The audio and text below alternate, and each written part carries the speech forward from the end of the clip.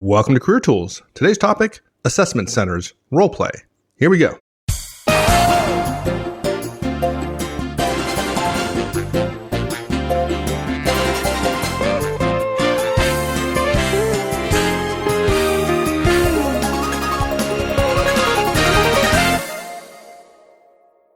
So we're going to talk about role play today, huh? Yep. I don't know. We've heard probably a few hundred times how people hate role plays, right? Yeah. I hate role plays, Mark. Yeah. I hate role plays, Mike. Yeah, I hate them. And they say it quite a bit at our Effective Manager conferences and our Effective Communications conference. And the Effective Communications conference in particular, only a couple hours later, having said that, they're sitting there doing role plays, having a great time, doing a great version of a high D or a high C or whatever else we've asked them to play. Yeah. The problem with role plays often is that the ones people have done for years were crap. They were terrible. They were generic. If people went to training, they were essentially artificial. And artificiality makes it hard for people to feel like they're learning something that will be applicable in the real world. On the other hand, role plays at assessment centers generally are very finely tuned. The problem is people bring in to the role play this idea that they're going to hate it. And look, having to be in a role play and not break the role play is even harder. It's like an interview in an interview. And so we understand why people are uncomfortable and they're fearful and so on. But how do you overcome fear? You do something and you prepare for doing something. I generally believe that more companies, not all companies, but more companies will start doing more role plays in the next 20 years. That said, it's not going to be all companies. It's only going to be the companies that are really serious about screening talent, which is to say the ones that are really, really important or the ones that are really, really good. Interviewing is supposed to be hard. Good companies make it hard. They say no a lot. And assessment centers and specifically role plays in them are a huge weeding out factor for so many people. Right. So there's Career Tools. We got to talk about it. Yeah. And my guess is probably, the vast majority of our listeners are probably not, at least for now, are not involved in role plays at assessment centers. If you're going to be in a role play at an assessment center, there's very little out there to help you in terms of how to prepare and how to attack it. Yeah. So this is that cast. Yep. So what are our major points today? 3 key points. You got to read the information carefully. Too many people rush through it, and you can't do that. You've got to take your time and read it. You've got to decide what is being assessed. Just because you're in a role play with a customer doesn't mean a potential customer doesn't mean they're assessing your customer service skills necessarily. It might be, but it might also be your ability to handle stressful situations in a generic or a general sense.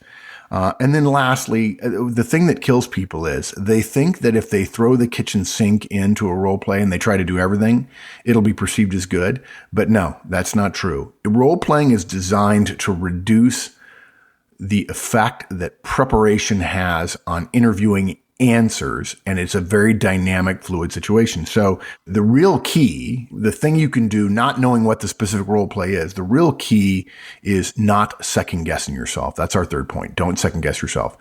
You go into the role play, you do the best you can, and that's the best you can do.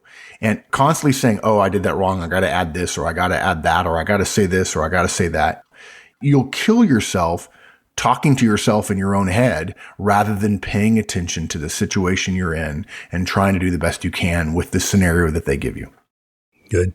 So tell me about what's so important about the reading the information carefully, and tell me what information are you likely to get, first of all? Well, okay, good question, because they're widely divergent schools of thought on that. There are really 2 different ways that companies approach them. In probably half the cases that we know of, there's barely any information given to the candidate, to you, when you're going into a role play. When they do that, what they're trying to see is whether or not the assessor is trying to see whether or not you know what would be reasonable in the situation they put you in. An example it's not really a role play, but I'll never forget an executive saying to me, I want to hire this technical person for this admin job sort of close to me. And we've got somebody we really like, but we're not certain about her skills. I said, well, make her do an Excel spreadsheet. And she couldn't do it. Like, okay, that's 50% of the job. She can't do it. Don't hire her.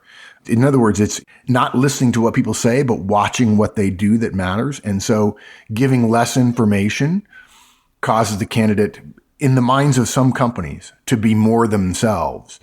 They want to see what you know, whether you know what would be reasonable. In the other 50% of the cases, there's a lot of information that they give you, more than you can possibly deal with. And part of the role play is seeing whether or not you can separate the wheat from the chaff. Can you figure out what's important in this situation or not? I mentioned customer service role play. I saw a guy get off track in a role play and try to prove to this manager who was playing a disgruntled customer that he was right, because the person playing the customer kept saying, "You're wrong, you're wrong, you're wrong." And he felt like he got off track and thought he needed to prove that he was right. All the role play called for was resolve the customer's complaint. And what the client told me several times was the best solution is to say, "I totally understand, apologize," and then say, "How can I help you resolve this?" And if they ask a question like that, the person who is the complainer, the role play person from the company, says, "Well, what I'd like is X." And X was always within the purview of the person who was being assessed. And the good ones were short because the person solved the problem. And they didn't try to do 15,000 other things. And you sometimes will be given way too much information. Now, look, in general, you're going to be given time to read the instructions.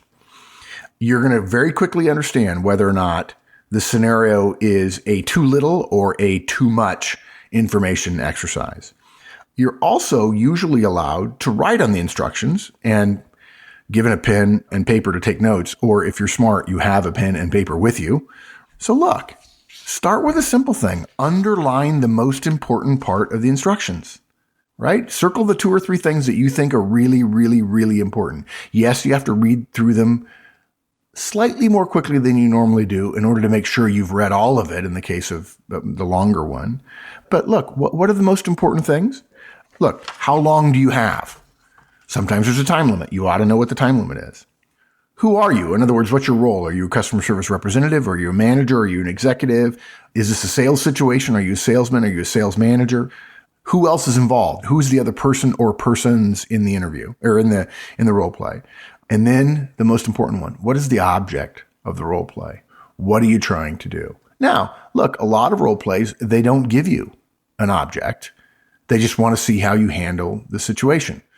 And frankly, I'm amazed at the number of people who just think chatting with somebody is effective, as if to suggest, well, okay, you chatted. And then I asked them at the end, well, what would you have done at that point? You're done chatting for 15 minutes. What would you have done? You were the manager of this person who's upset.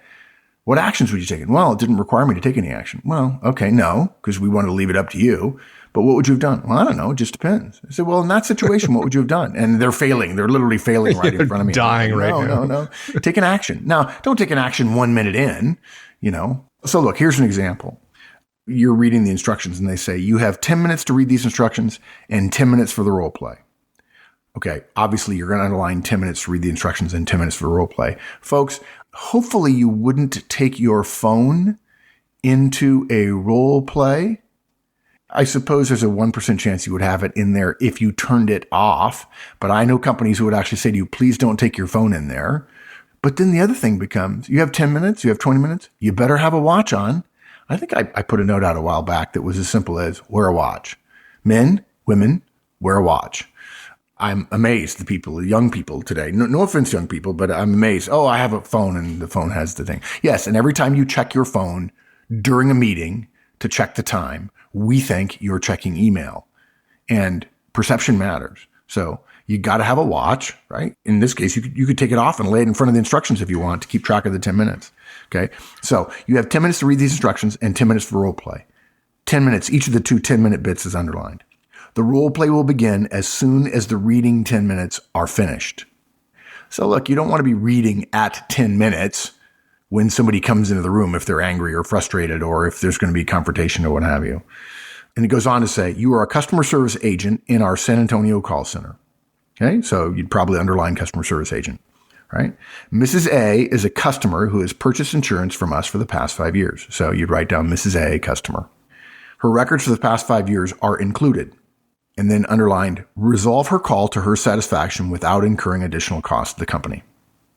So you're going to underline customer service agent, Mrs. A is a customer. Resolve her call to her satisfaction without any additional costs. Once you read the instructions and you underline those important points, you can spend the remainder of the 10 minutes reading her history. Make notes on the things that you think are going to be important. Obviously, you try to figure out what type of insurance she bought, anything about her family or circumstances, any payment history issues, any increase in insurance, any changes, if it's life insurance, changes in her family situation and so on. Pulling out the important information up front helps you separate the wheat from the chaff. Remembering what, you don't want to be down in the weeds on the wrong thing if you can avoid it. You can't remember 10 pages of information. This is one of those overloaded information things. You can remember 3 or 4 things, some of which we already have written down. And those are the kind of things at a high level that you need to know. Folks, studying everything to the nth degree will not make you better in the role play. Those of you who are high Cs, who like to prepare, spending 5 minutes trying to make something add up is a waste of your time. We're not suggesting you just glance at stuff. We want you to read through everything as much as you can. If there's 10 pages and you have 10 minutes and the pages are single spaced and 8-point type, you're not going to be able to read everything. So you probably need to look for some summaries or some totals at the bottom of the pages or an executive piece at the back. I'm amazed at the number of people who don't quickly look through all the documents and then never realize at the back page, here's an overview, rather than trying to analyze every single line on a multiple page document that really, there's no way.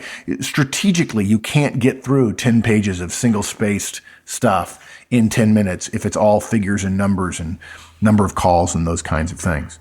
And this may be an analysis problem. It may be a customer service problem. I think in this case, it's clearly a customer service problem because you're supposed to resolve her issue to her satisfaction. And the fact that you know incredible amounts of details and you could prove to her that you know that won't resolve her issue. But you need to read through everything once quickly and then go back through and then say, okay, what are the important things here that are going to make a difference? And at some point, you have to decide what are the important things. And then you have to role play based on those important things. And yeah, you need to read everything carefully, but carefulness doesn't mean knowing every single detail. It doesn't. What it means is knowing everything at a high level and then picking the things that really matters, which of course gets us to our next point. Good. Okay. So what does matter? Answer me that. Riddle me that, Joker. Yeah, part of the challenge of role plays is that there are 2 simultaneous goals involved. Your aim as the interviewee and the aim of the person you're playing in the role as a customer service agent, for instance.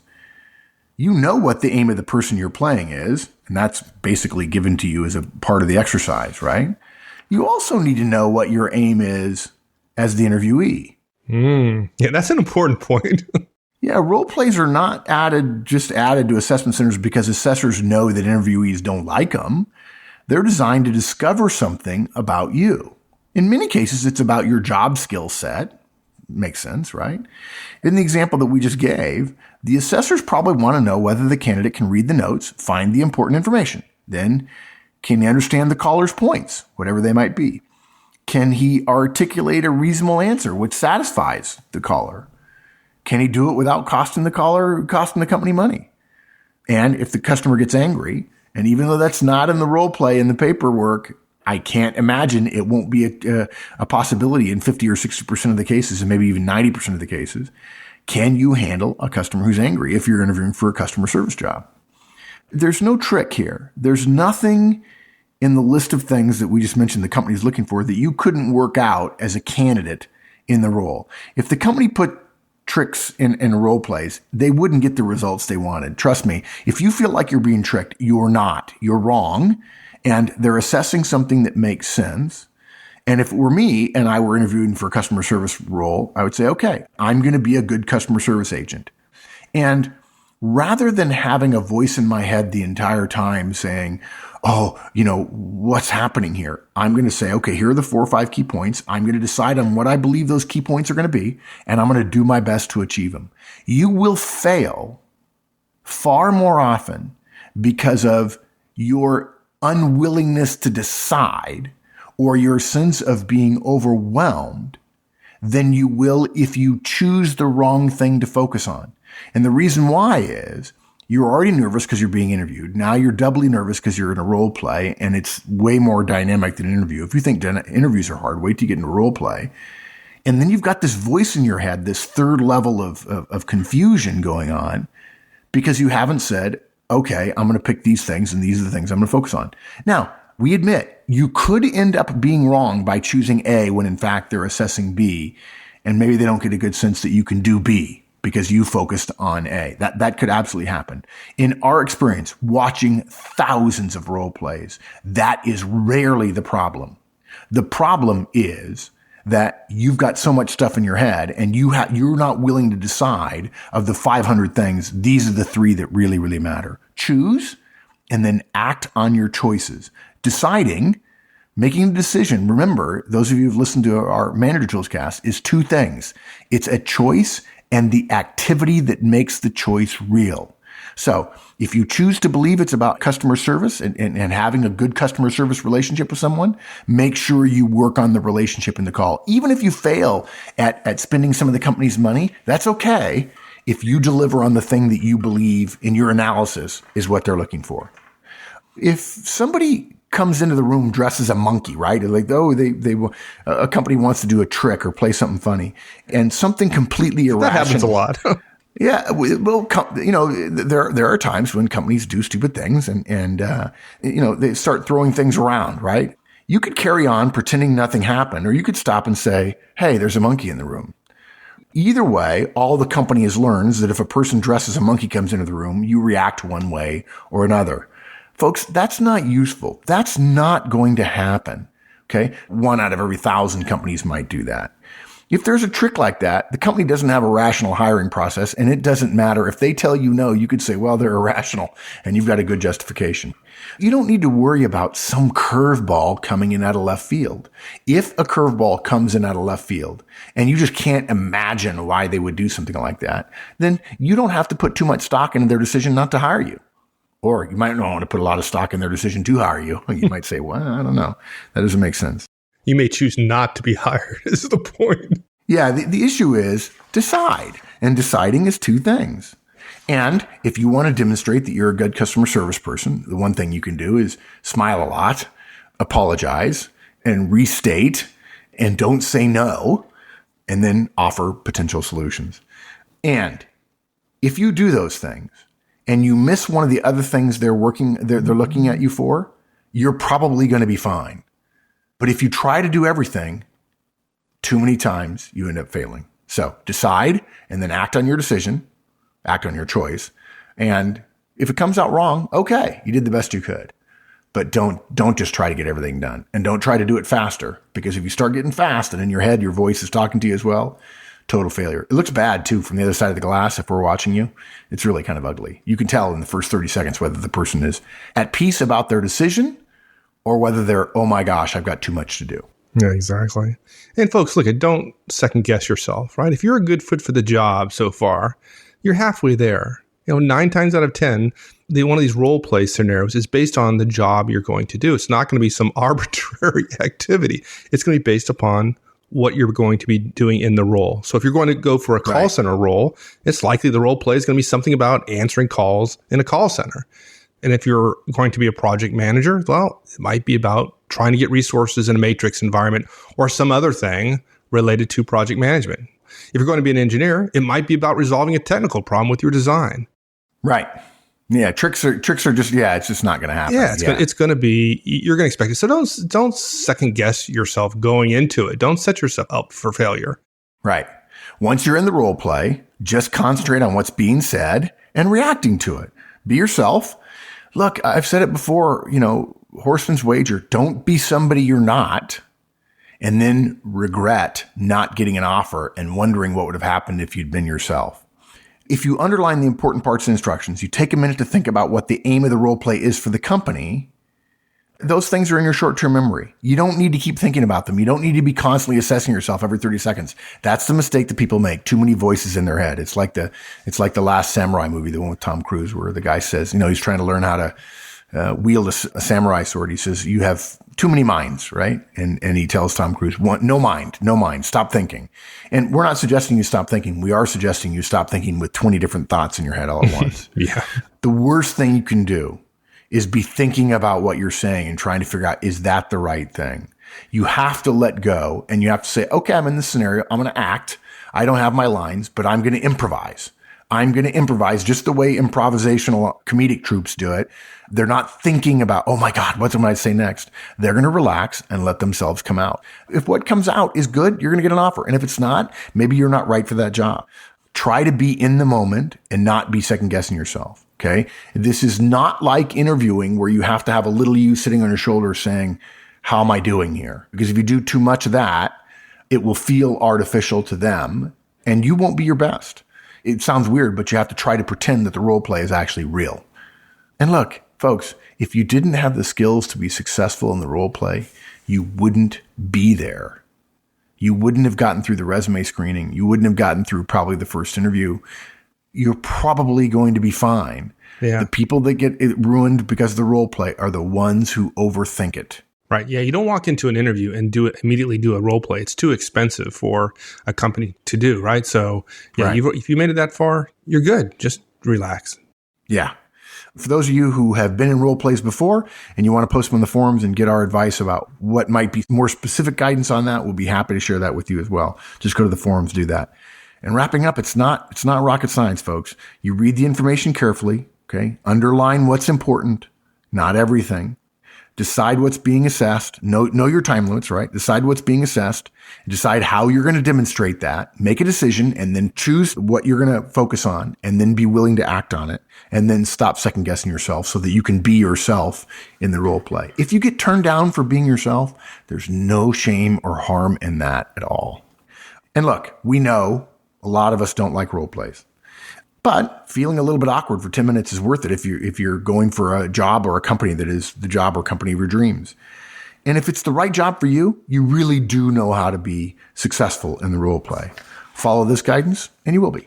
Awesome. Thanks, my friend. You bet, partner. We'll see you. Thanks, everyone. That's it. We'll see you next week. In the meantime, have a great one. So long.